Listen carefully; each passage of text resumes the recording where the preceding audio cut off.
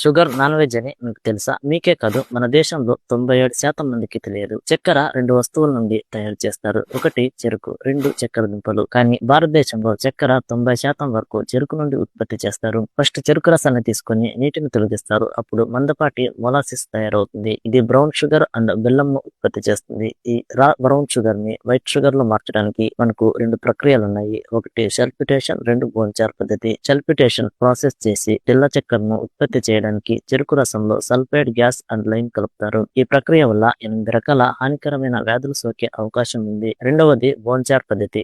వివిధ జంతువుల ఎముకల నుండి తయారైన బోన్చార్ ద్వారా చక్కెర పరిశ్రమ రా చక్కెరను స్వచ్ఛమైన తెలుపు రంగులోకి ఫిల్టర్ చేస్తుంది. బోన్చార్ లో ఉపయోగించే ఎముకలు ఆవులు అండ్ పందులవి. కానీ దాదాపు ఎవరికి దీని గురించి తెలియదు. ఈ పరిశ్రమలు మన నైతికత, నమ్మకాలతో ఆటలాడుతుంది.